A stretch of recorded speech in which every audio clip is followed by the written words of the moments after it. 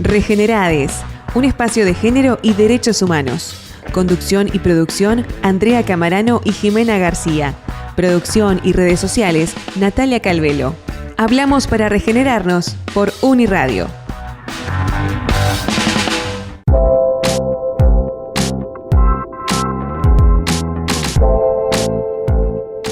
Antes pensaba que el problema del calentamiento global era algo nuestro, algo individual, que la solución era usar un cepillo de bambú, cerrar la canilla o ducharme rápido. Que mientras a nosotros nos enseñan a reciclar, hay corporaciones quemando bosques, envenenando ríos, cambiando leyes para seguir extrayendo hasta la última gota. Hoy entiendo que el planeta no necesita individuos perfectos, sino pueblos conscientes, organizados, capaces de mirar al poder a los ojos y decir basta. Creí que hacer cosas sola, como ir al cine, ir a un recital, a un restaurante, a viajar, teatro, a lo que sea, era triste y hasta patético. Pensaba que me iba a aburrir. Hoy no puedo parar de hacerlo. Antes creía que estar ocupada todo el día me hacía valiosa, que correr sin parar, sin tiempo para respirar, era sinónimo de éxito. Si tenía muchos trabajos, muchas actividades, muchas amistades, valía más. Hoy sé que mi valor no está en nada de eso. Creía que los títulos lo eran todo, que acumular diplomas era sinónimo de sabiduría. Hoy creo que la autenticidad y la coherencia valen mucho más que cualquier etiqueta, que cualquier cartoncito. Y que hay personas que no tienen ningún título de estos que nos rodean en la sociedad meritocrática, pero que enseñan solo con su forma de estar y creer en el mundo. Sí. También pensaba que sanar era superar. Que había que dejar atrás, olvidar, cerrar con llave. Hoy sé que sanar es convivir con las marcas, hacer las paces con lo que dolió, y sí que dolió, y seguir el camino con ellas, no contra ellas. Qué lindo. También en ese sentido pensábamos que hacer terapia nos mostraba rotas, vulnerables, inclusive nos costaba llorar en público y lo tomábamos como una señal de debilidad. Hoy creemos que es un acto de valentía mostrarnos cómo somos. Así es. Antes me preocupaba por vestirme con tal o cual marca. Hoy entiendo que todo eso viene del mismo lugar. Esas marcas con identidad llegan en contenedores desde el mismo puerto, cosidas por las manos invisibles. Y lo único que cambia es el logo estampado. Ahora elijo vestirme con ropa creada por manos de mujeres geniales que hacen prendas con alma y visten mi personalidad, no con un molde impuesto. Antes no creía en nada espiritual, hasta que diferentes cuestiones de la vida me llevaron a creer. No me quedó otra. Esos momentos de creer o reventar. Hoy no sé en qué creo, pero sí estoy segura que dejo espacio para lo invisible, lo que no se explica, pero se siente. Antes pensaba que el amor era celos, control. Hoy sé que el amor es cuidar, no dominar. Ya no creo en el mito del amor romántico, no idealizo, no busco mitades naranjas. Tengo amores reales, amo con fuerza, con libertad y con presencia. Antes creíamos muchas cosas, hoy sabemos otras. Y quizá mañana, seguramente, creamos algo distinto. Todas estas las verdades que soltamos en esta editorial, así que bienvenides, bienvenidas y bienvenidos a este programa que hacemos para regenerarnos, justamente. Muy buenas noches, amiga Jimena García. Muy buenas noches, Sandra, y feliz cumpleaños. Qué programa tan especial con un cumpleaños en vivo. Programa especial, muchas gracias. Programa a especial. ver, si querré este programa, si querré estar acá, que el día de mi cumpleaños vengo a festejar. No cualquiera. Porque qué festejo, ¿no? Qué lindo. ¿Dónde están los sanguchitos? Así que bueno, luego de esta editorial que esperamos que también ustedes puedan sentirse un poco identificadas, vamos a hacer la venta del programa, conocer un poquito más de qué se trata este programa que viene con muchas creencias, muchos mitos. Vamos a desmistificar muchos mitos en este programa de este 5 de agosto. Porque en unos minutos nada más vamos a compartir los micrófonos con la historiadora Lucía Martínez Hernández, que inaugura su columna Entre mitos y patriarcado para repensar lo que nos contaron. Así que esperamos a Lucía en pocos minutos. Y después la entrevista central va a ser con las periodistas Stephanie Demirhan, y que siempre lo digo mal, ahora voy a preguntar bien cómo se dice, Yamila Silva, sobre el proyecto Narrativa sobre denuncias falsas, una investigación sobre desinformación y violencia de género, periodistas de La Diaria que hicieron una investigación sumamente interesante. Vamos a corroborar, a ver qué tal, cuántas denuncias hay sobre violencia de género en nuestro país. ¿Cuántas denuncias y cuántas de esas son las llamadas denuncias falsas, ¿no? Que está esta cuestión de que pareciera que al principio la denuncia es falsa hasta que se demuestre lo contrario, ¿no? Exactamente, ¿no? Y cómo vamos a empezar a desmitificar estos mitos.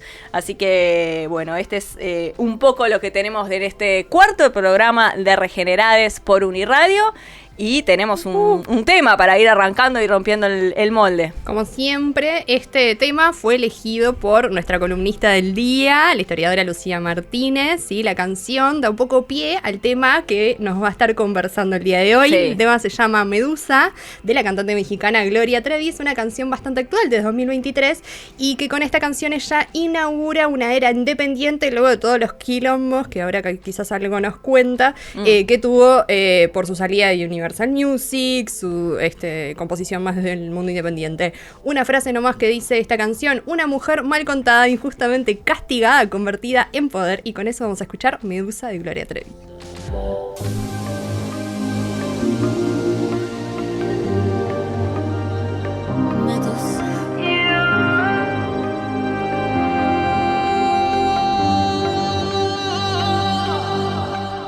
Fue mi gran pecado que él me haya desnudado, arrancándome la luz con la boca. Ella, viendo que yo era bonita, se puso en mi contra y grité. Su castigo me volvió peligrosa: cascabeles, venenos, serpientes, más zorra que loca. Y los hombres que me ven se ponen duros de roca. Encantada y poderosa, bailo entre las rocas y así yo los pongo a girar.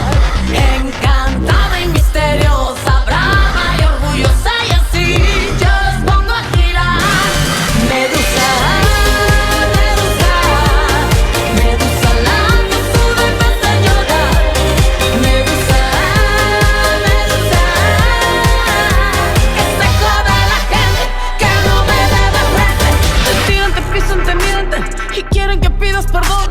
Me dieron de plano la espalda y no el corazón. Y no me pidan que tenga modal. No soy un monstruo, soy secreción. Y grité.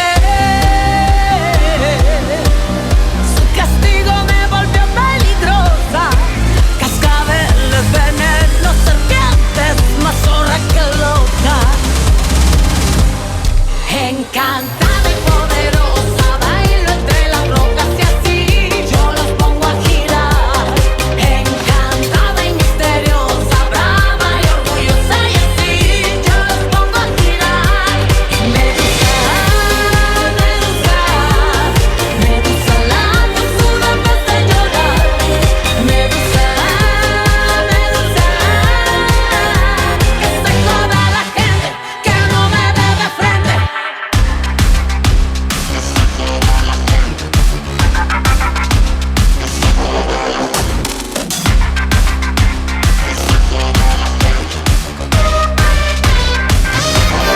Medusa, Medusa, Medusa, la que sube en vez de llorar.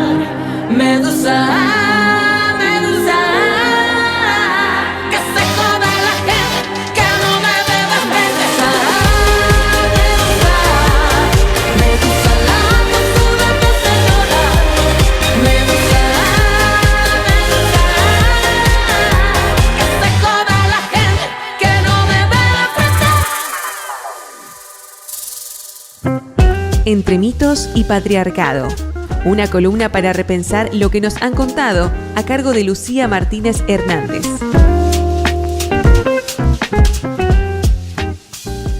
Entre mitos y patriarcado, y le damos la bienvenida a Lucía Hernández Martínez,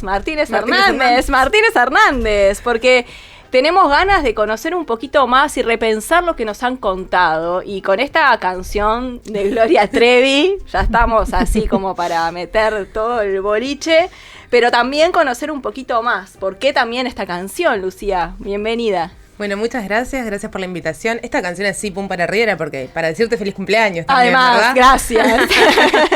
Bueno, estábamos escuchando a la mexicana Gloria Trevi, que ya es como polemiquísima, Sí. pero este tema además también es un poco más polémico porque es cuando ella se sale de Universal, ella va a ser acusada de captar menores para una red de trata de menores, que esa red en realidad estaba siendo llevada adelante por quien era su marido y en ese momento también su productor. Finalmente a ella la justicia la absuelve, al marido, al ex marido, ¿no? ¿Verdad?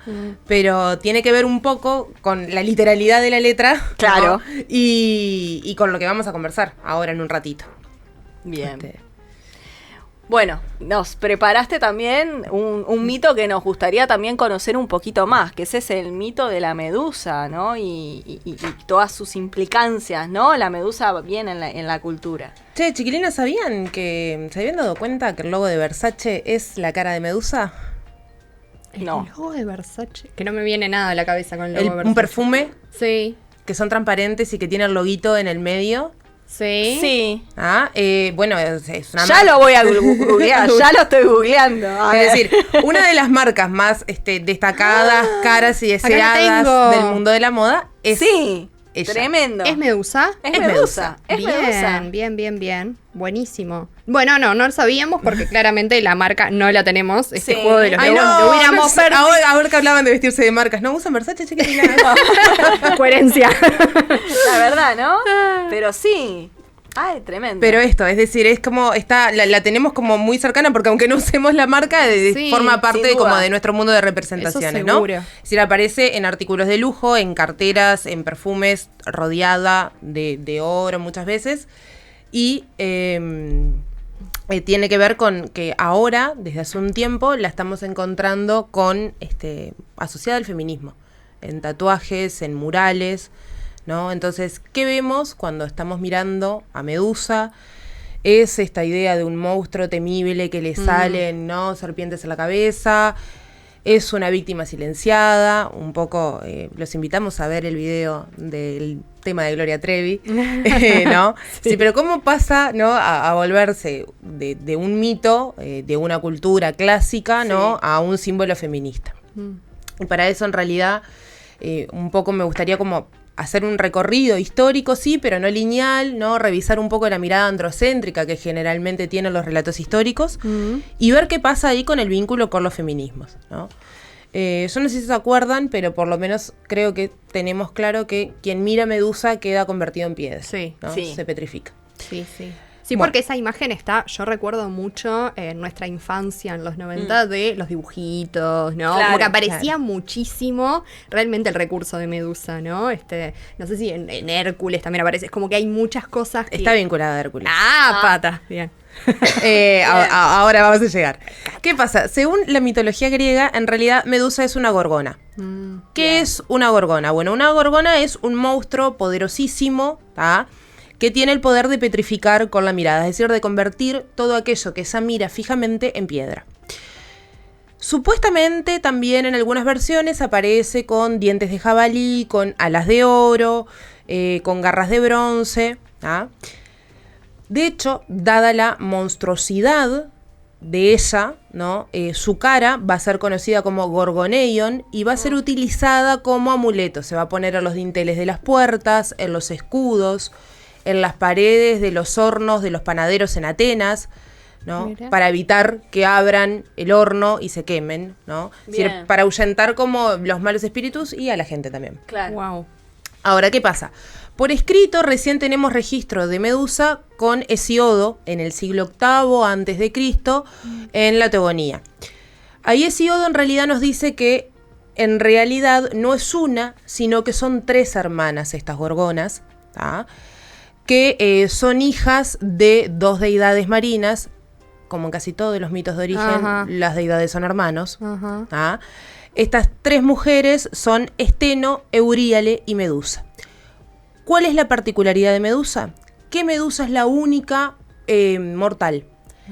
Entonces, para subsanar esta vulnerabilidad, le dan el poder de convertir todo aquello que mira fijamente en piedra. Wow. ¿Ah?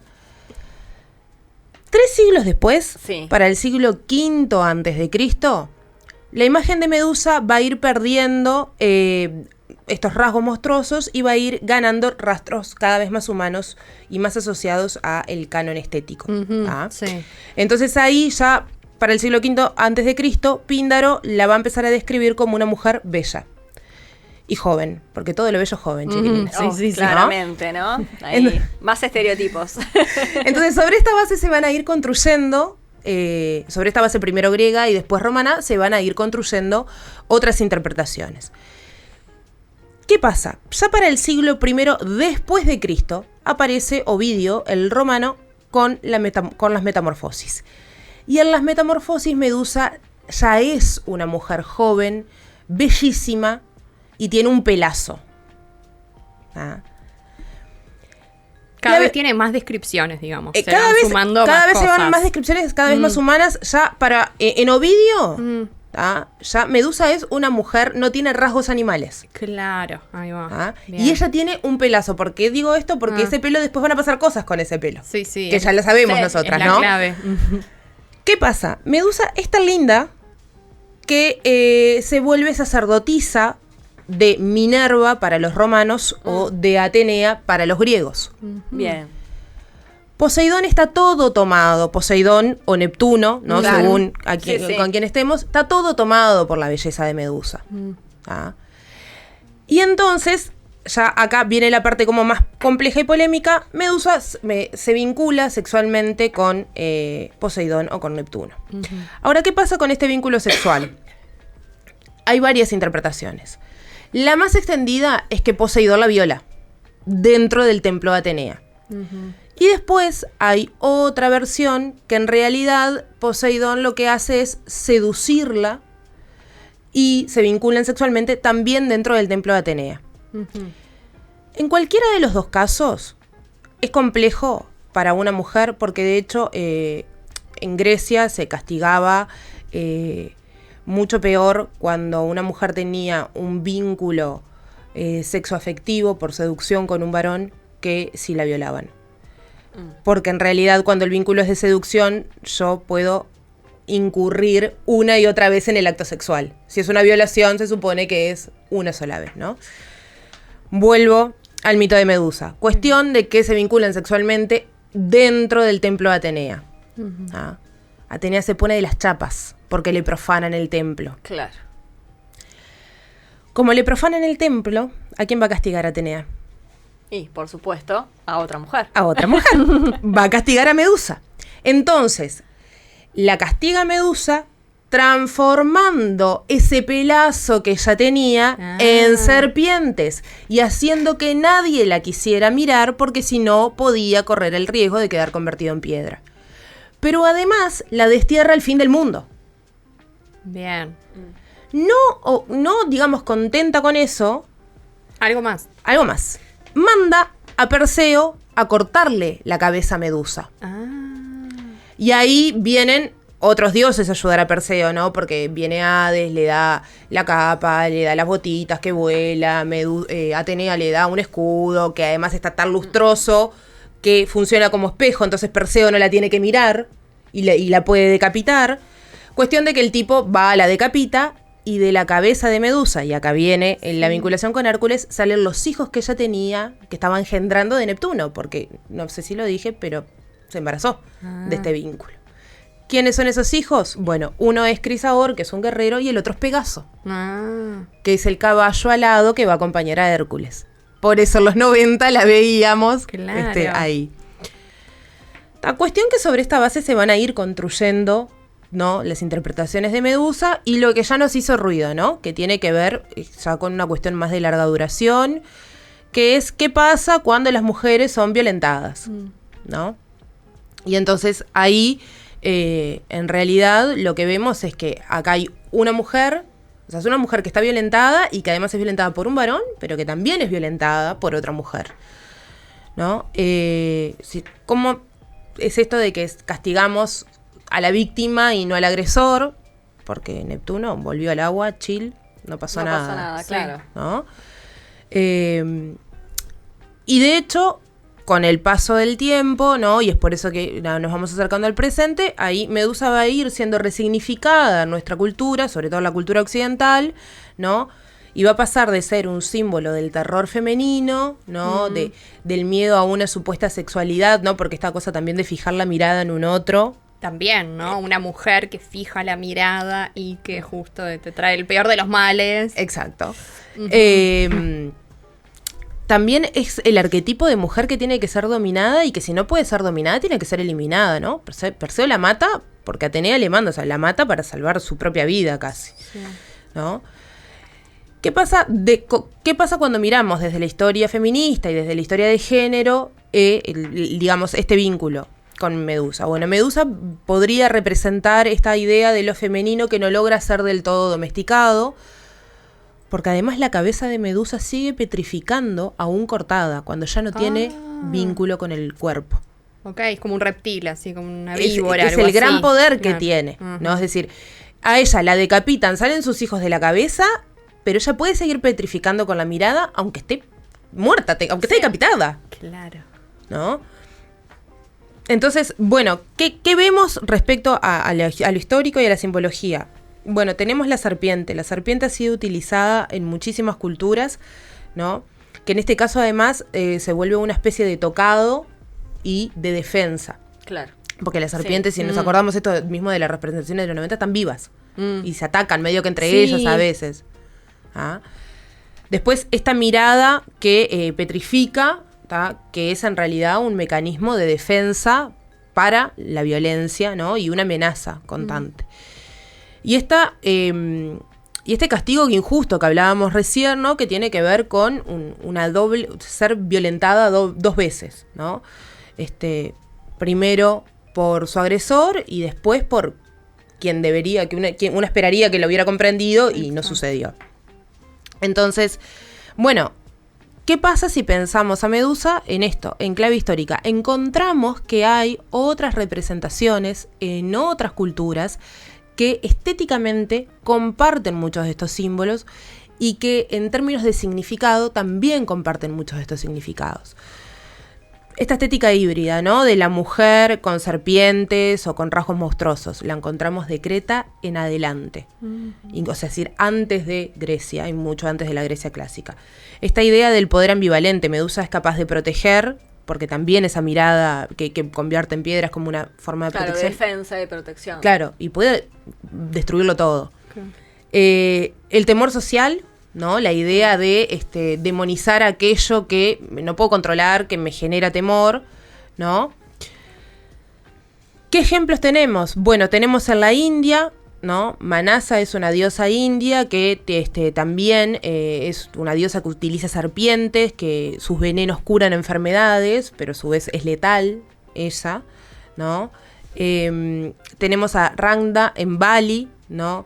Que también es como una especie de bruja con pelo como súper salvaje, que simboliza la conexión con lo espiritual y con lo caótico. Tenemos Naga Kanya, yo no sé si lo pronuncié bien porque es un nombre asiático, ¿no? Que es una mujer serpiente, que simboliza la unión justamente también entre el humano y divino, entre la vida y la muerte. Los feminismos obviamente se fueron apropiando o reapropiando y resignificando este mito, ¿no? Particularmente a partir de los años 70, algunas feministas, ¿no? Los años 70 para los feminismos, sobre todo desde la categorización europeocéntrica. A mí no me gusta hablar de las olas, pero es como, sigue siendo, por lo menos para un público más extenso, funcional. Es la segunda ola. Sí. ¿No? Entonces, ahí tenemos una filósofa francesa como Hélène Cixous, o la chicana Gloria Ensaldúa, o Silvia Federici, que si bien sus obras no van a hablar de Medusa propiamente, la van a traer, digamos, en sus narrativas, ¿no? Hélène Cixous escribe, de hecho, y esto sí, ella tiene un libro que se llama La risa de Medusa, y ella dice literalmente: escriban, mujeres, escriban desde vuestros cuerpos. Medusa no está muerta, está viva y ríe. ¿Qué hay atrás como de esa risa de Medusa, ¿no? Esta idea de desafío, de ironía, de rabia, ¿no? Sí. Medusa deja de ser esta especie de monstruo, de bestia que hay que derrotar y pasa a ser convertida en símbolo, ¿no? En bandera. Claro. Es porque aparte es una mujer esto que mira y que no baja la cabeza, ¿no? Entonces, desde esa clave incluso Medusa puede ser interpretada como el miedo masculino al deseo femenino, ¿ah? A la autonomía, a nuestro poder decir que no. En el caso, por ejemplo, de Gloria Anzaldúa, ella la invoca como figura simbólica, sobre todo en su libro El Borderlands, que es como el libro canónico de Gloria Anzaldúa y que ella trabaja con otras deidades, incluso latinoamericanas, ¿no? Que la ubica también en esta idea de lo femenino, marginalizado, peligroso, domesticado. Y entonces ahí Medusa aparece asociada también con esta idea del miedo masculino al poder femenino. Anzaldúa hace una propuesta, ¿no? De la necesidad de reconciliarse con esas figuras que fueron monstruizadas, dice ella, ¿no? Como que esta idea de... ella no dicen estas palabras, pero como la instrumentalización que hace el patriarcado de algunas figuras femeninas para justamente generar división entre las mujeres. Claro, sí.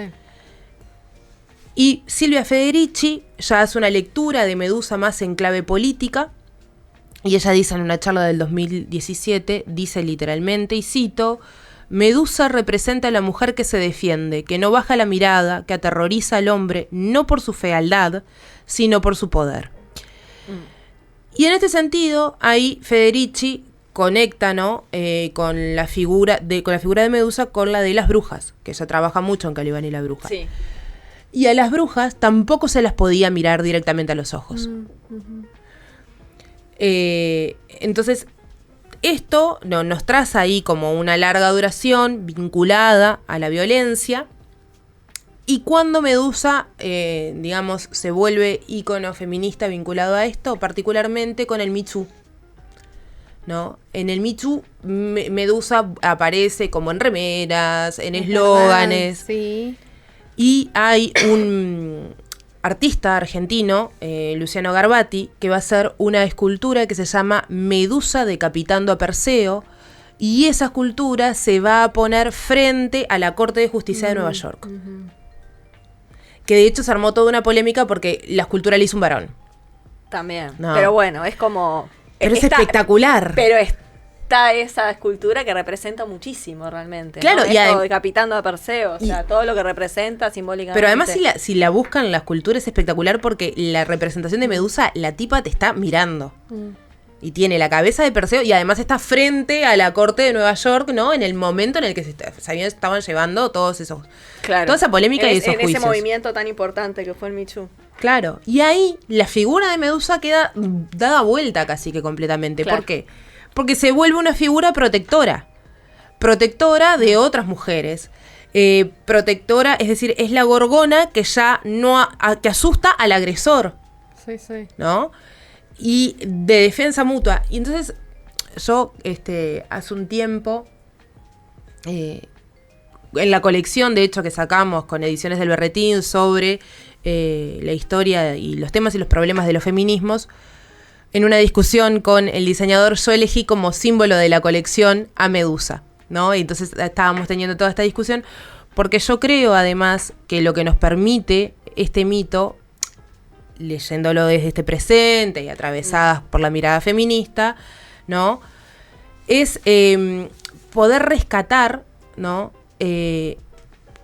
Esta idea de la mujer violentada doblemente, de cómo, lo decía hace un ratito, ¿no? El patriarcado muchas veces instrumentaliza a las mujeres, no desde la unión, sino para generar división, competencia. Esta idea muy instalada que trabajar en lugares llenos de mujeres siempre es un quilombo, ¿no? Que incluso lo podemos ver hasta en otras religiones, ¿no? A Iemanjá no se le puede ir a pedir un novio porque te lo roba. No, o sea, Sí. está recontra extendida esta idea de la competencia. Y la monstruosidad como forma de romper los lazos, de cortar los puentes posibles de toda comunicación. Porque te aísla. ¿no? Claro. Porque te vuelve, te convierte en alguien terrible, nadie se quiere acercar a vos, ¿no? Entonces yo creo que ahí nos da la posibilidad de rescatar como potencia la amistad entre las mujeres, ¿no? Porque la amistad en realidad entre mujeres no solo es posible, sino que además es como profundamente reparadora. Y entonces ese castigo ahí se termina volviendo resistencia, el aislamiento, logramos convertirlo en red. Y entonces ahí vos te das cuenta que Medusa es un mito súper antiguo, ¿no? Pero que en realidad es un espejo donde se refleja la historia de los cuerpos femeninos y de los cuerpos feminizados también, Claro. ¿no? Porque Sí. no solo de las mujeres, sino de todos los cuerpos que han sido feminizados. Donde hay miedo, donde hay violencia y donde hay también resistencia, ¿no? Y entonces en esto de repensar el patriarcado en conjunto con esto, ¿no? El mito de Medusa es como un recuerdo permanente de qué es lo que pasa cuando el patriarcado corta los lazos entre mujeres, Claro. ¿no? Quedamos aisladas, quedamos rotas, nos volvemos monstruos, solitarios. Fíjense, las brujas también, las brujas son pensadas como mujeres viejas que perdieron la belleza, que se quedaron solteras, se quedaron solas, ¿no? Esta idea de convertirte, ay, no tenés novio, no tenés marido, te vas a convertir en la señora de los gatos, Claro. ¿no? Para vestir santos. Para vestir santos. Porque es esto, ¿no? La verdadera amenaza no es entonces una mujer que se queda sola, sino es una mujer que logra tejer redes con Redes. otras, Claro. que logra mirar de frente lo que le pasa, que logra plantarle cara, que logra reconocerse con otras, ¿no? Y que logra asustar a algunos y cuidar a otras. Sí. Qué interesante el mito de Medusa, la verdad. Sí, súper. Ahora, tengo una Todo como este recorrido realmente, Una muchísimas cosas que no sabía. preguntita súper breve que me generó esto. Vos decías que similar a este mito, esta figura como esta mujer así, estaba presente en muchas culturas, ¿no? Y nombrabas algunas. Eso es, desde la ignorancia total, eso es porque empezó en un lado y se fue pasando el relato. ¿Cuál es la explicación, digamos, posible? Bueno, la explicación posible hay porque en América también lo tenemos, en la zona, digamos, de México, también hay un mito que tiene un nombre, mis amigas mexicanas sepan disculparme, yo por respeto no lo voy a pronunciar porque son esas cosas que vos la lees y quedás como, tiene tanta letra que no sabes cómo se pronuncia. Tiene que ver porque porque la figura femenina está asociada a la fertilidad y por el elemento natural. La mayoría de las culturas antiguas tienen mitos que en realidad lo que hacen es explicar sus relaciones sociales asociados a elementos de la naturaleza, ¿no? Entonces, si vos pensás esto, ¿no? Que estábamos tratando de pensar recién, la violencia hacia los cuerpos de las mujeres, ¿qué pasa? A mí realmente, yo di historia antigua muchos años en facultad, a mí no me llama la atención de que Poseidón no haya sido castigado. Claro. ¿no? Claro. Porque en realidad el varón que viola lo que tenía que hacer en Grecia era resarcir económicamente al varón al cual le pertenecía esa mujer, a su Quirios, que era su padre o Claro. su marido. Se lo debía al varón. Claro, no le debía y lo nada a resarcías ninguna mujer. económicamente. Claro. Listo. Trámite. Porque en realidad lo que estaba en juego, ¿no? Sobre todo en las mujeres, digamos, de los sectores sociales más acomodados, es la posibilidad de heredar eventualmente. Claro. ¿No? Entonces ahí lo que sí se castigaba muchísimo era, como les decía antes, que vos te enamoraras de alguien, que tuvieras un vínculo sexoafectivo sostenido. Claro. Eso era más castigado, claro. claro. No que te violentaran. No se castigaba eso, para nada, ¿no? Claro, no era visto como violencia, Ese, básicamente. exactamente. Claro, porque eso, hay que pensar que la categoría esta que nosotras tenemos de violencia No, no. Sin duda. Bueno, mucho La- para seguir Sí, yo la verdad pensando y que conversando. sumamente maravillada con el mito de Medusa, todo lo que aprendimos en este rato, todo lo Sí. que vamos a seguir aprendiendo también con Lucía en la próxima columna y todo lo que podemos construir. Bueno, el otro día, comento esto ya para hacer la columna, pero fui a hacer un tatuaje, nada que ver con una tatuadora feminista, y yo, que soy muy de conversar todo el rato, le estaba haciendo preguntas y no sé qué, muy chusma, vieja de barrio, así, ta. Entonces Entonces le decía, ¿y la gente que viene a tatuarse? ¿Qué es lo que más se tatúa la gente? Le decía yo, y yo tipo, "Uy, por favor". Bueno, y me dijo, una de las cosas que más están tatuando las pibas son serpientes. Dijo, es de las cosas que más están tatuando Mira. ahora. Así que, nada, que Bien. entiendo que viene de alguna resignificación. Claro, viene, ¿no? viene de ahí, ¿no? Y aparte esta idea del cambio de piel y... Claro, también, ¿no? Como esas cuestiones. Así que, bueno, Bien. nada, ya queremos la segunda columna. Muchísimas gracias, Lucía, por estos minutos. Y Gracias a ustedes. Y bueno, y Gracias. estén atentos y atentas también qué próximos mitos también, y ustedes también compártannos ideas para poder construir Sí, en estaría conjunto. buenísimo que nos comenten mitos que les gustaría, que Obvio. han visto así como en, no sé, diferentes películas, series, literatura, lo que sea, que se les ocurra que está bueno como ir a la fuente a ver el Y estamos origen. muy afín también a mitos que no sean europeos, necesariamente. También. Sí, muy afín. Bien. Muchas gracias. Gracias a ustedes. Tú que has sangrado tantos meses de tu vida, perdóname antes de empezar, soy engreída y lo sabes bien. A ti que tienes siempre caldo en la nevera, tú que podrías acabar con tantas guerras, escúchame. Mamá, mamá, mamá, paremos la ciudad, sacando un pecho fuera al puro estilo de la Croix. Mamá, mamá, mamá, por tantas mamá.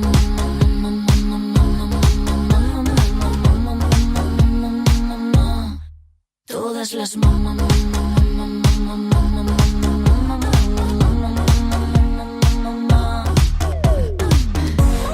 que amarraste bien tu cuerpo a mi cabeza, con ganas de llorar pero con fortaleza, escúchame. Mamá, mamá, mamá, paremos la ciudad, sacando un pecho fuera al puro estilo de la Croix. Mamá, mamá, mamá, por tantas mamá.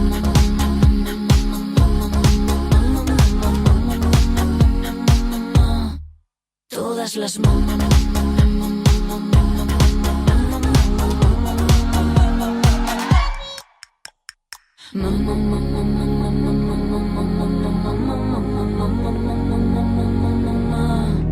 Vivan las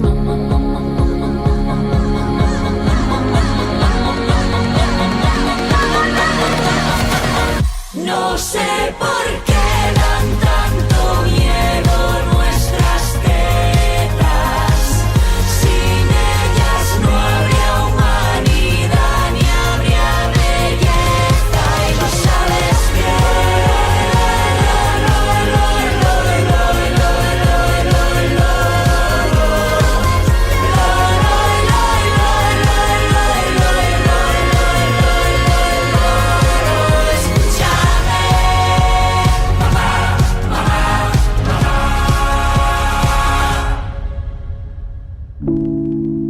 Ahora, la entrevista central en Regenerades.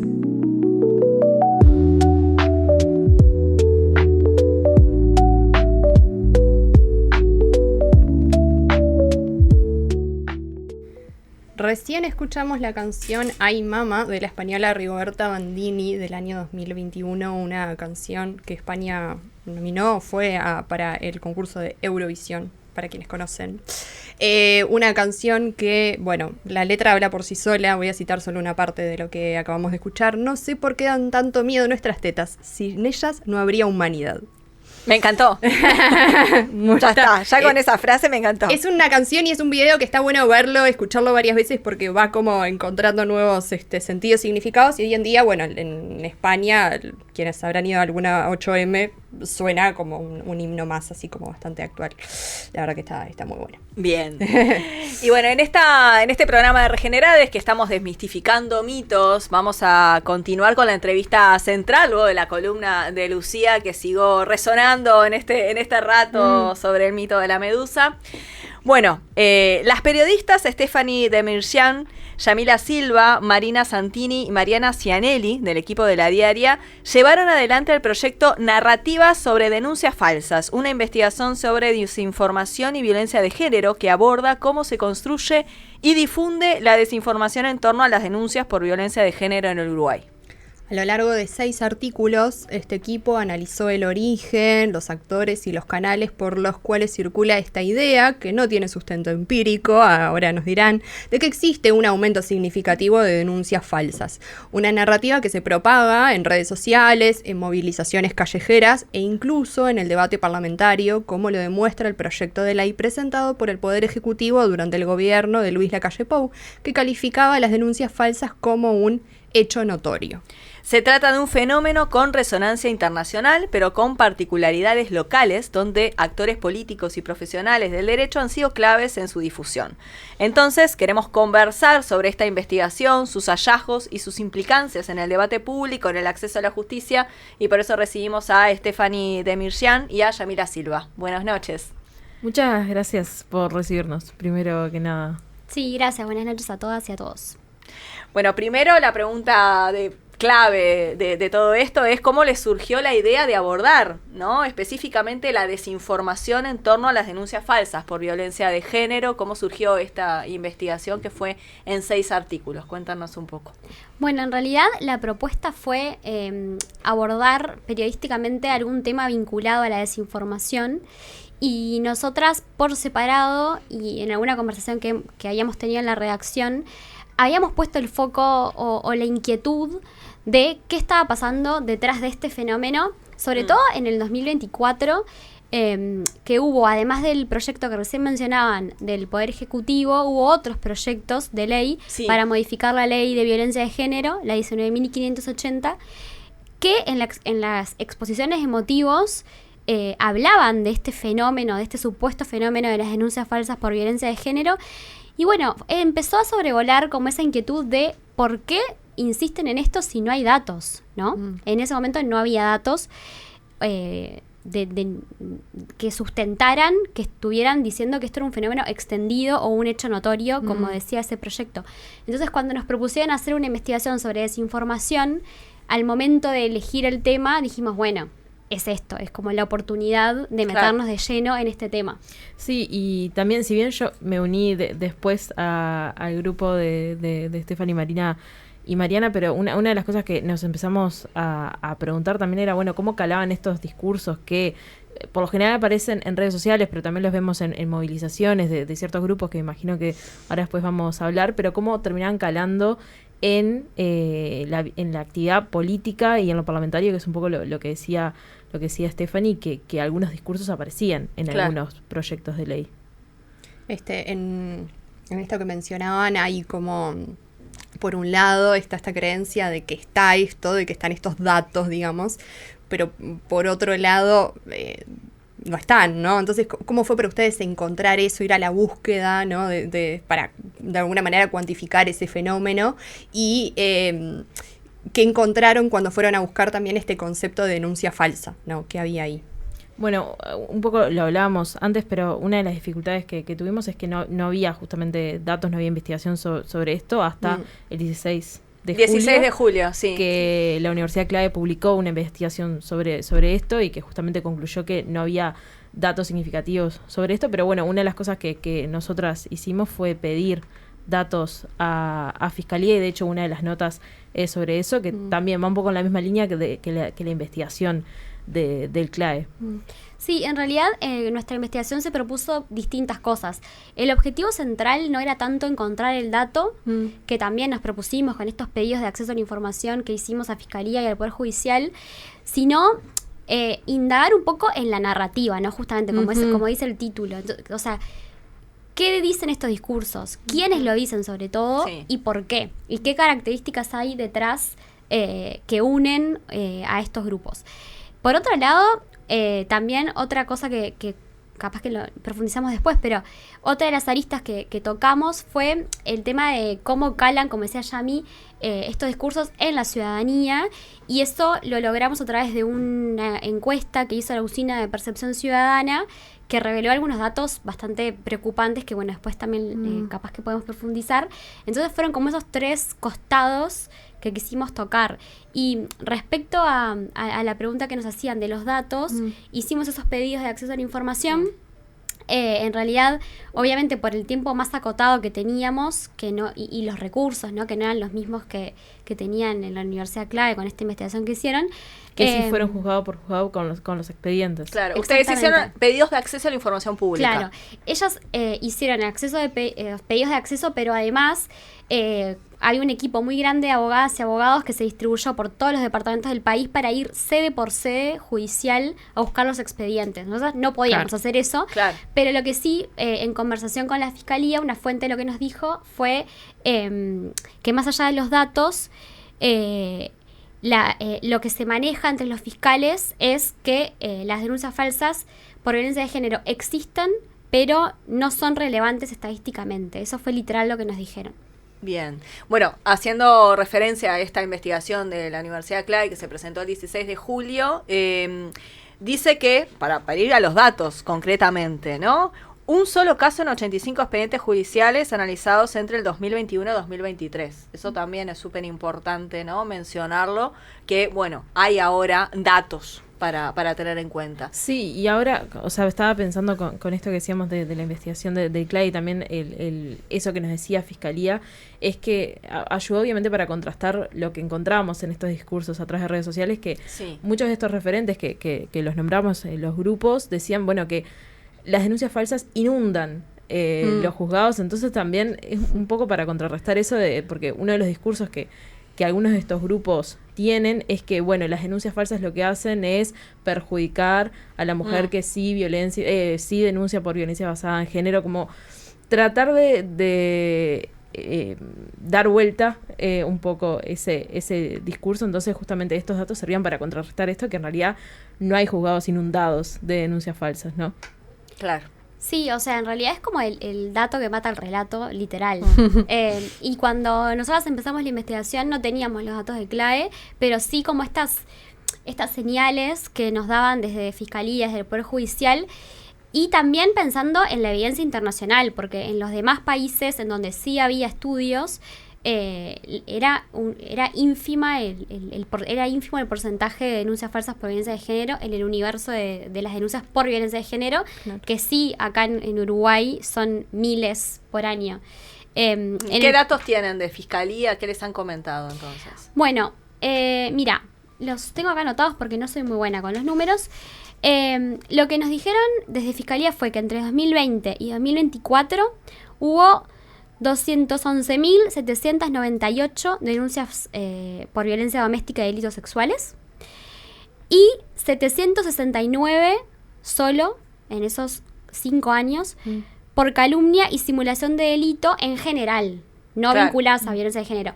Que calumnia y simulación de delito es como figura la denuncia falsa, digamos, en el Código Penal. Ah, bien. Claro, nosotras no pudimos hacer esa búsqueda expediente por expediente para ver cuántas de esas 769 estaban relacionadas con la violencia de género, que es lo que hizo la Universidad Clave.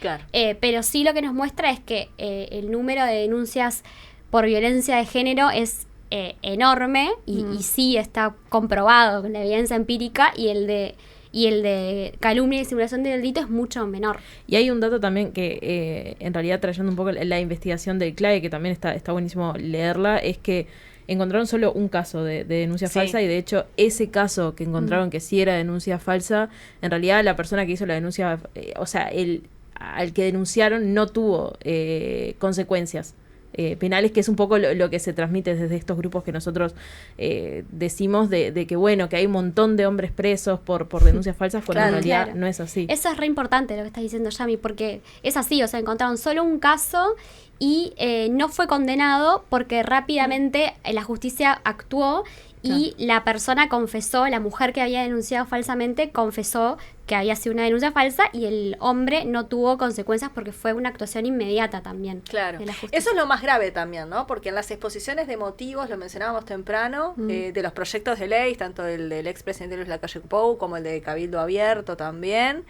está como eso, un hecho notorio, como realmente, por eso es súper importante esto que ustedes hicieron por el tema de la desinformación también. ¿Cómo ustedes notan esto, no? De cómo detectan esta desconexión entre el dato y el relato y este discurso dominante.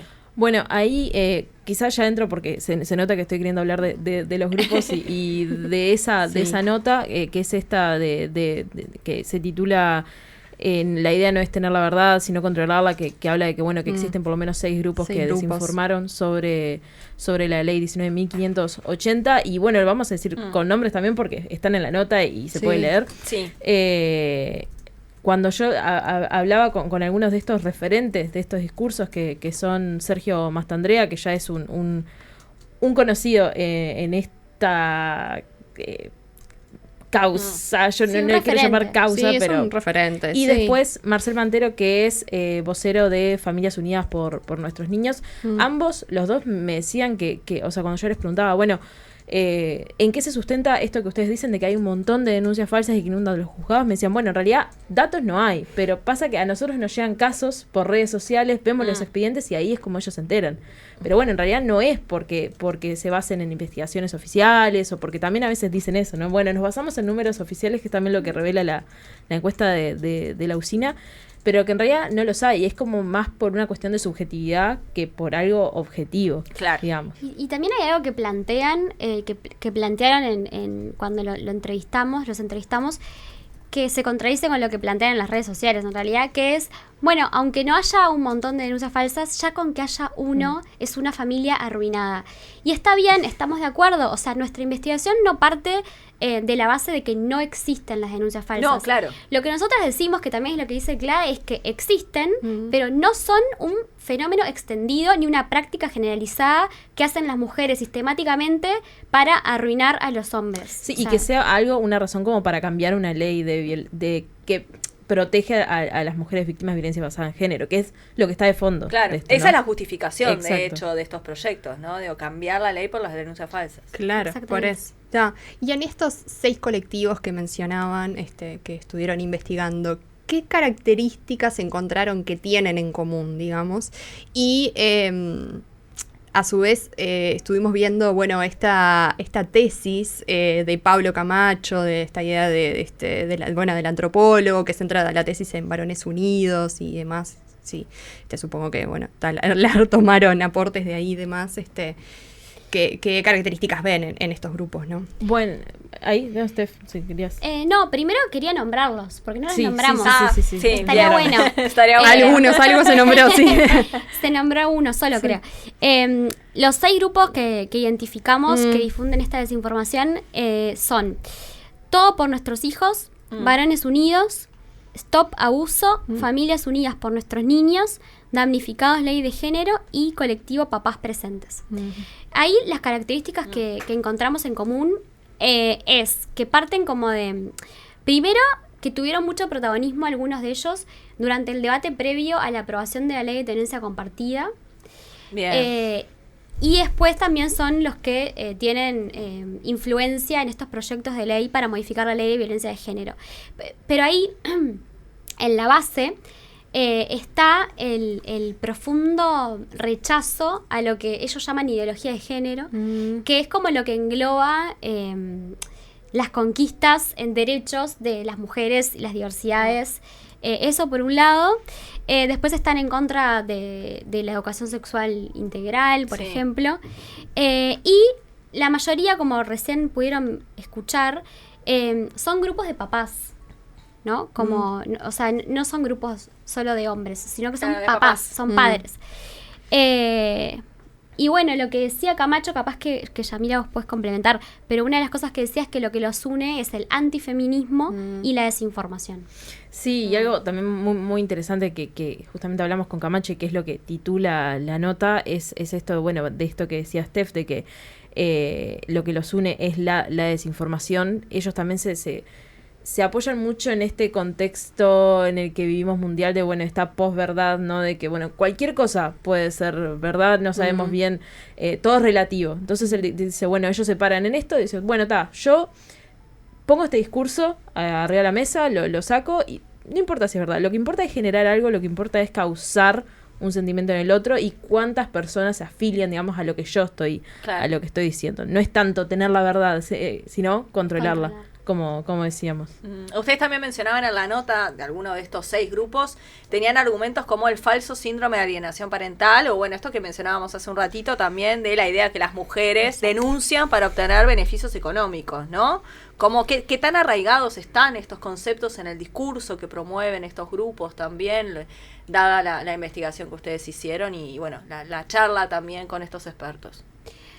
Bueno, sí, en realidad lo que argumentan estos grupos justamente es que las mujeres denuncian falsamente por violencia de género a los varones porque la ley que rige en nuestro país de violencia de género incluye algunos beneficios, entre comillas, que estas mujeres se aprovecharían para eso, ¿no? Uno es la indemnización económica, que refieren directamente al artículo que refiere, creo que es el 80, a la reparación económica, que también, hablando con especialistas en el tema, nos dijeron, no conozco ningún caso de una mujer que haya logrado obtener esa reparación económica.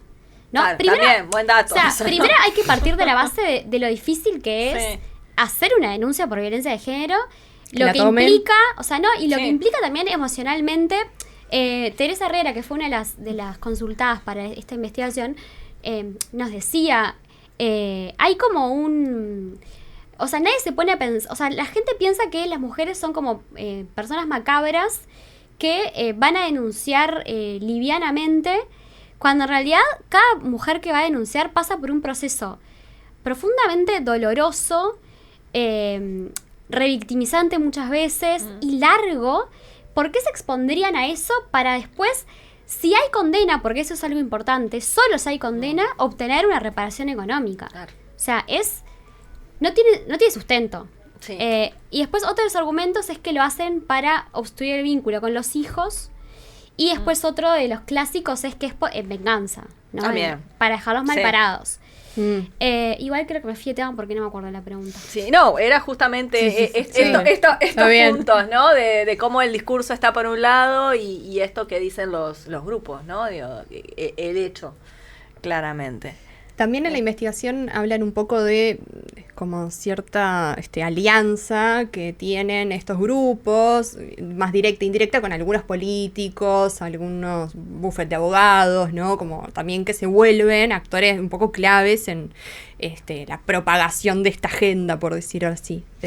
Bueno, sí, ahí está bueno que lo menciones porque hay 2 notas en específico sobre eso, que una es sobre el lobby parlamentario que hicieron estos grupos durante la discusión de la ley de tenencia compartida, que efectivamente salió, y después también la que creo que es una de las más divertidas de la investigación, que es la de los abogados que defienden a hombres denunciados por violencia basada en género, que bueno, que no quiero decir que es un nicho de mercado, pero sí se ve como ya hay personas especializadas En eso. para en eso, esto, ¿no? específicamente, sí. E incluso Que te hacen el discurso, así como en las series, vieron que se ve tipo claro.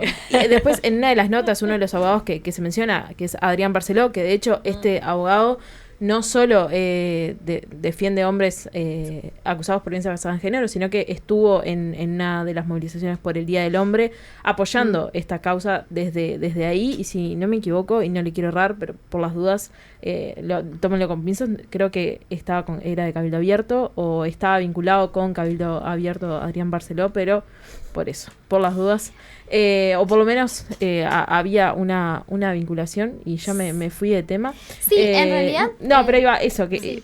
que también esto de que aparece en la nota, y por eso es un poco lo divertido, aunque en realidad es un poco triste, que en el WhatsApp de este abogado Sí. está como Ahí este va. catálogo de productos, ¿no? Eso sí, te vendo esto. Claro, bueno, tenés una tobillera Claro. electrónica, bueno, podemos hacer esto. Y es como que, no sé, ya incluso un poco se banaliza la medida de alguna forma. Sí. No, y esto que mencionan del lobby también, ¿no? Que hay con actores políticos. Eso también es lo tragicómico de todo. Sí, o sea, claramente la influencia que tiene en el Parlamento se notó durante el debate de tenencia compartida, porque nosotras leímos las versiones taquigráficas y son los grupos que han ido como delegación a hablar a favor del proyecto. Se menciona incluso incluso se ha dicho públicamente en el proyecto que presentó el Poder Ejecutivo de Luis Lacalle Pou, se menciona, no en el texto, pero públicamente cuando representantes de ese Poder Ejecutivo hablaron al respecto, dijeron, no quiero dar nombres, pero dijeron, nombraron algunos de estos grupos. Entonces los vínculos son claros, pero más allá de lo que se ve públicamente, nosotros también encontramos que hay voceros porque repiten textualmente los discursos, ¿no? Claro.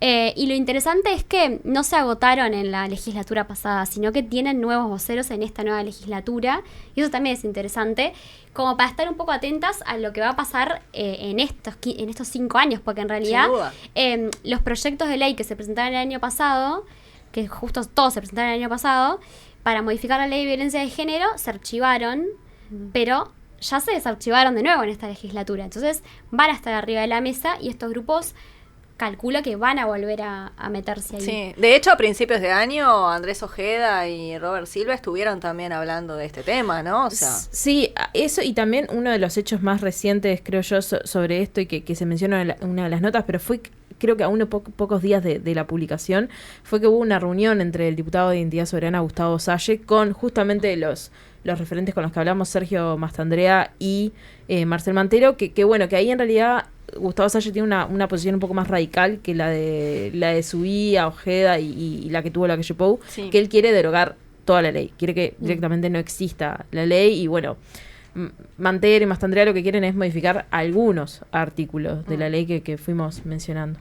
Bien. Ustedes comentaban sobre la encuesta de la Usina de Percepción Ciudadana que se realizó en abril de este año, o sea, hace poquito, que indica que más de la mitad de la población de Uruguay cree que hay bastantes o incluso la mayoría de denuncias falsas por violencia de género. Ustedes pueden contar un poco más sobre los datos más precisos y bueno, y cómo visualizan también esto, ¿no? Porque si ya desde la percepción ciudadana entienden que hay más denuncias cuando, bueno, el dato mata relato, ¿cómo lo visualizan?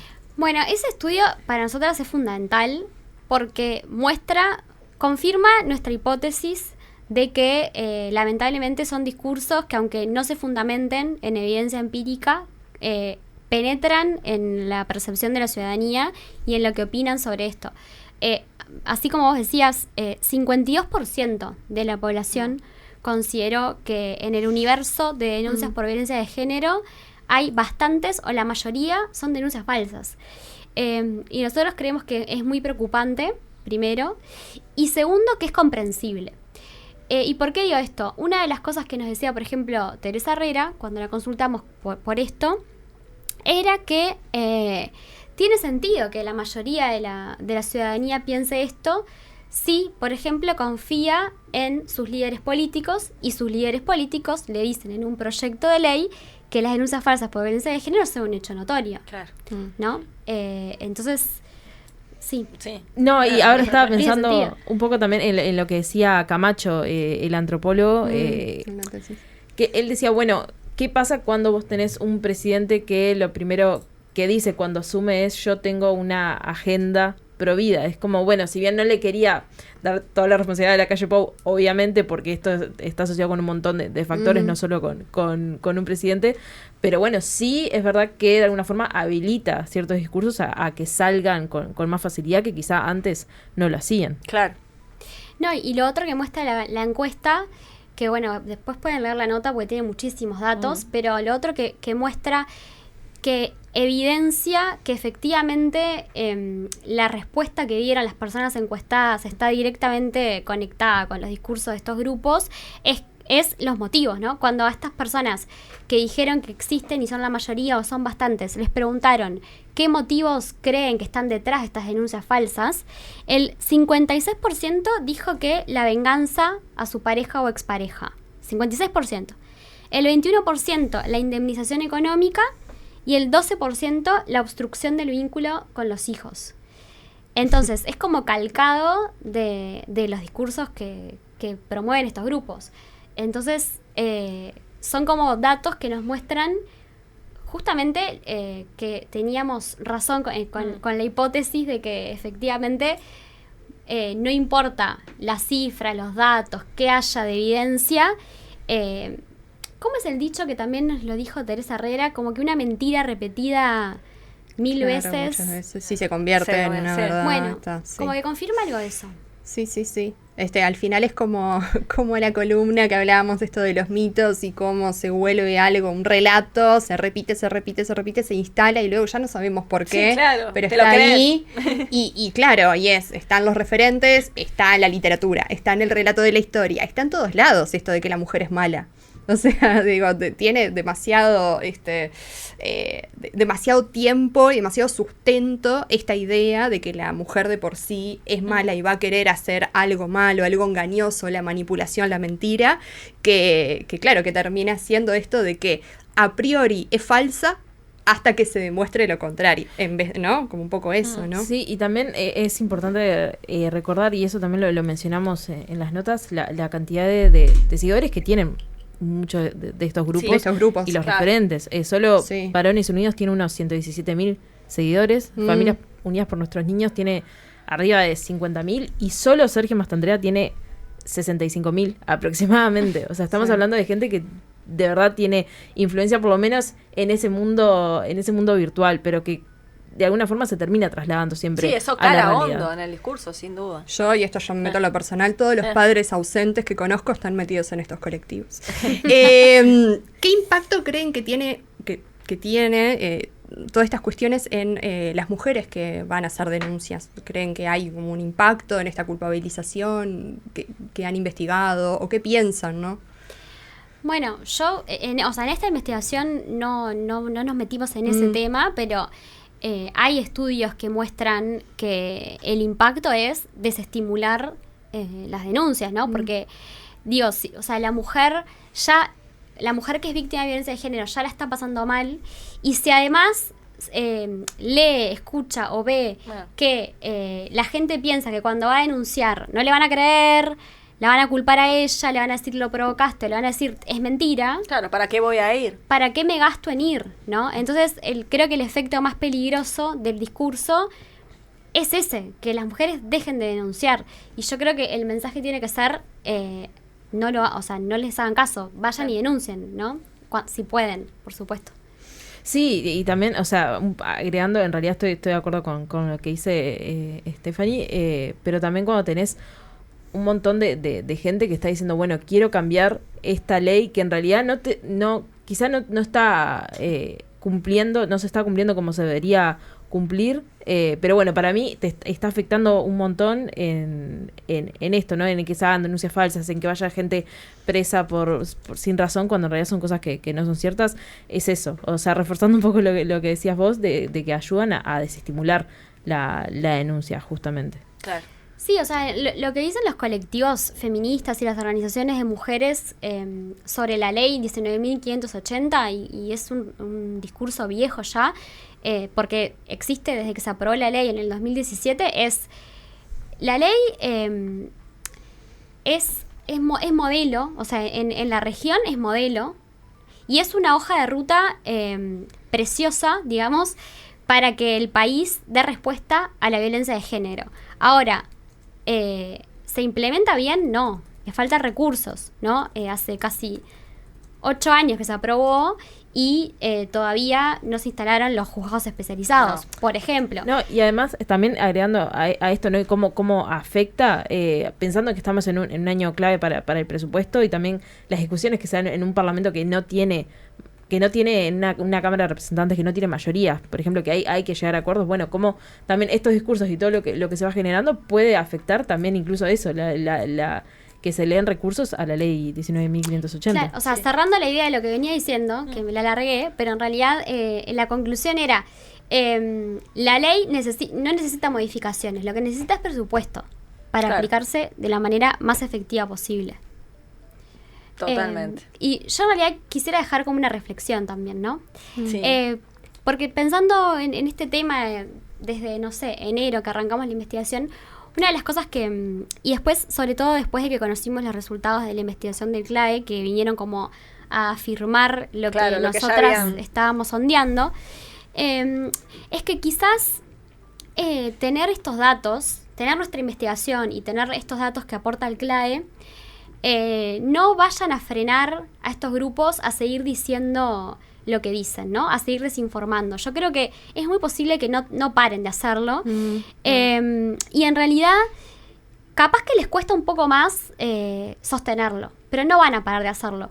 Lo que sí espero es que sirva para nuestros representantes políticos, ¿no? Para que dejen de difundirlo en los proyectos de ley, en los debates parlamentarios, cuando hablan con los medios de comunicación, porque ahora sí tienen datos para que alguien venga atrás y le diga, che, esto que está diciendo no es verdad, es mentira. Totalmente.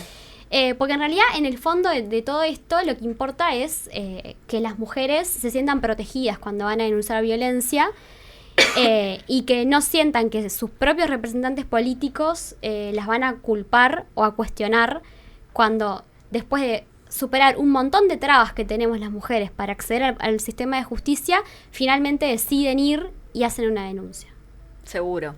En esta reflexión final, por último, les quiero preguntar algo bien personal, ¿no? ¿Cómo entienden que esta investigación y el periodismo con perspectiva de género influye en estos temas, ¿no? Para desmitificar mitos, para amplificar las voces, cómo reflexionan y visualizan esta investigación y lo que, bueno, puede venir a futuro, esto que decía Stephanie justamente, ¿no? De que gracias a estos datos y estas entrevistas y estas voces que han salido a través de sus 6 artículos y la investigación del CLAE, bueno, se deje de decir cosas erróneas, ¿no? Dentro de nuestros representantes políticos y a la vez también las personas, ¿no? Porque la encuesta de percepción ciudadana realmente arroja datos bastante preocupantes, ¿no? ¿Cómo lo ven ustedes? Bueno, o sea, primero que nada pensando en esto que hablamos de poder contrastar lo que ellos dicen y pensando también el periodismo como un servicio y también pensándolo como este sentido pedagógico que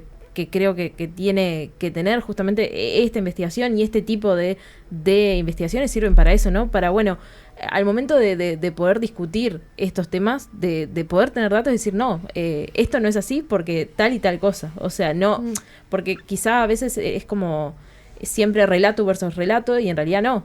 Ahora puede ser tener datos para contrastar esos relatos que se esparcen muy fácilmente y más hoy en día, que es muy fácil que estos discursos se difundan e incluso se maximicen también, ¿no? Y que vayan agregando otras cosas que quizá antes no estaban y cada vez vaya siendo como más una bola de nieve que parece que no tiene fin. Y es un poco lo que decías vos, Stephanie, de que no sabemos en realidad si van a dejar de desinformar por hacer esto, pero bueno, también es parte de lo que tenemos que hacer Sí. y de seguir haciéndolo por más de que eso no vaya a cambiar, pero sabemos que por lo menos en algunas personas sí va a cambiar, en algunas personas sí puede cambiar esta percepción y bueno, por esas personas y por eso es que creo que un poco lo hacemos también. Sí, no tengo mucho más para agregar después de la reflexión que hice hace un rato, pero sí creo que yo soy de las que piensa que el periodismo tiene que tener perspectiva de género. No es que existe un periodismo con No, perspectiva de género. totalmente de O sea, acuerdo. ustedes están de acuerdo. Toda la información tiene que estar atravesada por ese enfoque. Creo que en este caso nuestra investigación, por supuesto que la tiene. Y lo que sí siempre voy a militar es que los medios le den lugar a estos temas y a estos enfoques y a estas perspectivas. Que bueno, en este caso, atando un poco lo que decía Yamila de que es un servicio, ¿no? A veces, pensar que más que contrarrestar discursos también se siente como un apoyo a las mujeres, ¿no? O sea, no es solo en contra de esto, sino a favor de esto otro, que son las mujeres que denuncian violencia de género. Entonces creo que va un poco por ahí también la intención. No solo contra la mentira, la verdad, que encontramos en una investigación periodística, sino contra esto que genera mucha violencia, ¿no? Porque el discurso genera violencia, Sí. a mujeres que ya viven violencia dentro de sus hogares o en el marco que sea, bueno, que sepan que hay profesionales de todas las áreas, pero en nuestro caso particular, desde el periodismo, que estamos como en la cancha intentando protegerlas de alguna forma. Qué lindo, bien, muy importante que hay gente haciendo esa militancia, esa contracultura. Y yo agregaría esta reflexión de Stephanie, que me pareció, bueno, de ambas, pero esta última reflexión de el repensar estas cuestiones. Obviamente en la política, en los espacios de decisión política lo necesitamos sí o sí, porque eso define el marco normativo en el que nos movemos y son un ejemplo, son referentes. Pero también en la cotidiana, en el día a día, ¿no? O sea, estos porcentajes tan altos de creencia, ¿no? De que la denuncia falsa es sobre todo la primera denuncia es la falsa, digamos. Está en la derecha, está en la izquierda. Está en todos lados. Quienes transitan centros educativos lo ven todo el tiempo. Hay denuncias todo el tiempo en los centros educativos y se archivan, y se archivan, y se archivan. Entonces, no sé, creo que también nos debemos en cada espacio donde transitemos estas microconversaciones de asado, de lo que sea, porque no puede ser que sigamos, o sea, la verdad que yo he vivido muchísimas de estas situaciones y es muy feo cuando la primera carta que se juega cuando hay una denuncia es bueno, pero...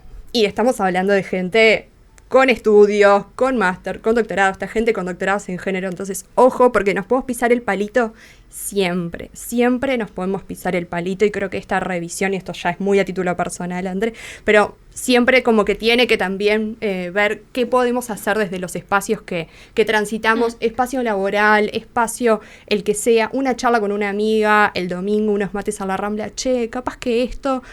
al menos cuestionarnos ¿no? Empezar a hablarlo, empezar a cuestionarlo, están los datos, o sea, tirar la carta del dato siempre, ¿no? Como que intentar que los datos maten estos relatos, realmente por algo hay, ¿no? Es que lamentablemente en estos casos, si no tenés dato, no hay otra cosa, porque a las mujeres no les creen. No les creen. O sea, el testimonio por sí solo no cuenta. A mí me gusta siempre decir esto de que he escuchado decir a varias operadoras judiciales, ¿no? Nadie te cuestiona si vos vas a denunciar un robo. Totalmente. ¿No? O sí. o sea, no. Pero cuando vas a denunciar violencia de género, y sobre todo cuando vas a denunciar violencia sexual en particular, automáticamente bueno, pero a ver, no sé, contame. A ¿Cómo ver, estaba ¿qué vestida? pasó? ¿Qué estabas y además, haciendo? En situaciones que justamente donde la prueba es muy difícil, porque pasa a veces en lugares cerrados, sin testimonios, adentro de las familias, en silencio, entre amenazas, o sea, es como... eso, como que la importancia también mientras te escuchaba pensaba eso, la importancia también de tener el dato en este caso es crucial, porque si no, no te creen. Total. Sí. Y es eso, o sea, porque ahora me roban el celular, yo voy a ir, nadie me va a preguntar, me va a decir, a ver, mostrame dónde estabas vos, qué estabas haciendo, cómo llevabas el celular. Y vas caminando por la calle con el celular, y capaz que yo iba revoleando hacia el celular, pero eso no justifica que me lo roben. Y a su vez, capaz que yo estoy denunciando falsamente. Nunca van a decir que algo sobre la propiedad es una denuncia falsa. Entonces la cuestión no es lo que se denuncia, ¿no? Así que bueno, mucho para seguir conversando. Un gustazo a Stephanie y Yamila y a todo el equipo por estar acá y compartir. Lean la investigación. No, muchas gracias a ustedes, en realidad, por abrirnos este espacio y más que nada en este lugar, en esta en tu casa. Que es la Uniradio, la Universidad de la República, así que eso, muchísimas gracias. Sí, gracias por la invitación y gracias por lo que hacen en general, por el trabajo. Y gracias a ustedes también por el trabajo y por seguir, compartiendo estos espacios, que es súper importante poder conversar. Por eso decíamos, es una charla, va a estar mediada por preguntas, pero va a ser una conversación que es súper importante de periodistas feministas. Muchas gracias a ustedes. Gracias.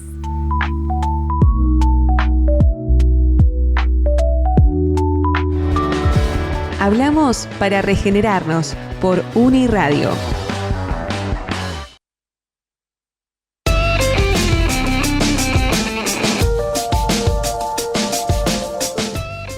Bueno, y después de esta entrevista, esta charla con Stephanie y Yamila, estamos cerrando, pero no sin antes la recomendación de Jimena García. Bueno, estoy buscando ver. con estas obsesiones que tengo, estos talks, de que haya como una cierta circularidad o conexión con los temas que vamos tratando, y justo hoy se dio, medio de casualidad, pero bueno, y un poco quizá buscado, esto de hablar mucho de las creencias, de los mitos y bueno, por último, todo lo relacionado con las denuncias falsas. Entonces, traigo 2 recomendaciones, las uno, porque son 2 series basadas en hechos reales, que están en Netflix, ¿tá? O sea, plataforma accesible, y andan por la internet también para ver y descargar, que hablan sobre las dudas sobre la credibilidad, el trato hostil e indiferente cuando se hacen denuncias y Sí. las presiones que hay para retractarse y demás, ¿tá? Son 2 series cortas de 8 episodios cada una, también tienen esa particularidad. Una que es una denuncia por violencia sexual, ¿sí? Esa serie se llama Increíble. Está en Netflix, fue estrenada en el año 2019 y bueno, narra la historia de una chica, Mary Adler, que denuncia una violación y tras presiones policiales acaba retirando la declaración, siendo acusada de mentir. Años después, 2 detectives reabren ese caso porque empiezan a encontrar similitudes con otros, ¿tá? La serie obviamente evidencia los fallos institucionales y el sufrimiento que tiene que pasar la víctima ante toda Sí. esta incredulidad. Ahí sería el mito de las mujeres inventan las violaciones, ¿no? Que está ese mito. Y después la otra serie, también de pocos capítulos, se llama Las cosas por limpiar, ¿sí? Las cosas por limpiar, o el título original es Made, es una miniserie que está basada, del 2021, que está basada en las memorias de una chica llamada Stephanie Land, que era empleada doméstica. Entonces cruza obviamente muchas cosas. Ella vive una situación con su pareja, padre de su hijo, de violencia psicológica y económica. Y bueno, y la serie muestra obviamente todo lo que tiene que pasar, equipos de trabajo social, psicólogos, etcétera, todas las intervenciones, las organizaciones de violencia doméstica, para demostrar lo que sucede. Y acá el mito que rodea, el gran mito que rodea esto es: si no hay golpes, no hay violencia, porque la violencia que ella sufre es psicológica y económica. Claro. ¿Y cómo se prueba? A ver, entonces todo lo que tiene que pasar en estos capítulos para demostrar, y bueno, y cómo también la serie muestra mucho lo que decían recién las compañeras, la importancia de las organizaciones, de los apoyos, de los referentes, ¿no? En estas cuestiones. Así que bueno, 2 series, ahora que está frío, para encerrarnos a ver, y que están buenas también para llevar a espacios de docencia o demás, porque están buenísimas, realmente están basadas en casos reales, son muy concisas, son desarrolladas por equipos de mujeres. O sea que claramente Bien. la narrativa va por ahí, y a su vez hacen un trabajo de investigación porque consultan organizaciones para que los casos, o sea, que tomen sean verídicos. Bien, así que bueno, tremendas series para seguir pensando y seguir desmistificando mitos, justamente. Y cerramos este programa. No sin antes decirles que nos sigan en Instagram, @regenerades, donde allí, además de, bueno, compartir el programa, estamos compartiendo diferentes reels de las columnas, las entrevistas, la editorial, las recomendaciones. Vamos a estar entonces compartiendo todo lo de este programa en nuestro canal de YouTube de Regenerades, y por supuesto en el canal de YouTube de Uniradio, donde se estrena el programa todos los primeros martes de cada mes a las 20 horas.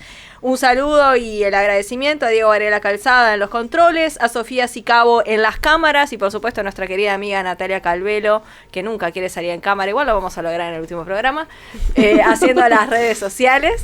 Lo vamos a lograr, sí. Le ponía la cámara acá.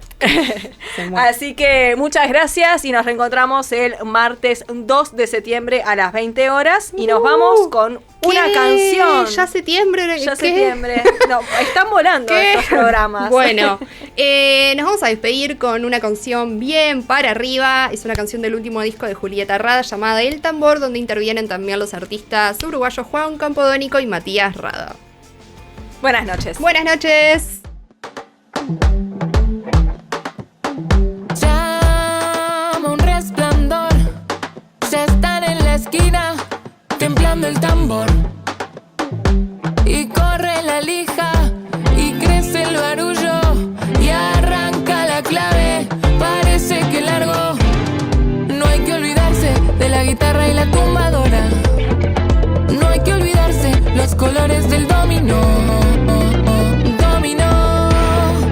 El tontón. El tontón.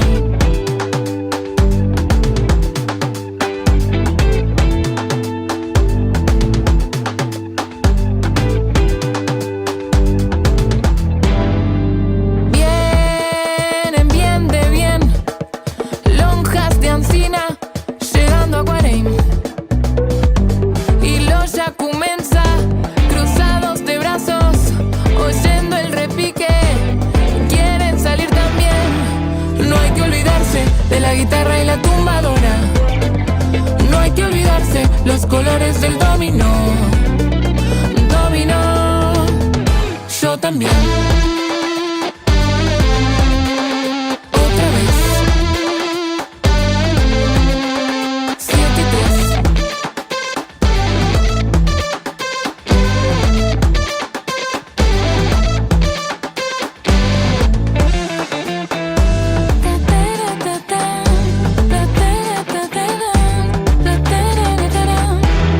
No hay que olvidarse de la guitarra y la tumbadora. No hay que olvidarse los colores del dominó. Dominó, tumbador.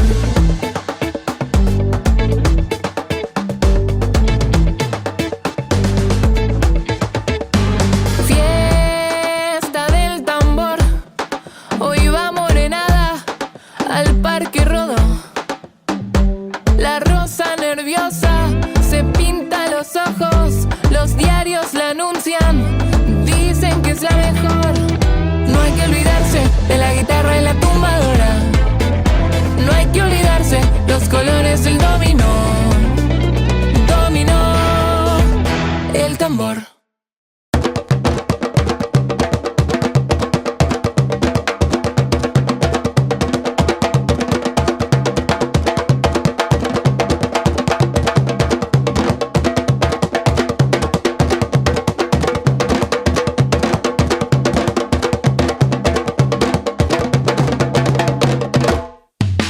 Volveremos a hablar para regenerarnos todos los primeros martes de cada mes a las 20 horas por Uniradio 107.7 FM.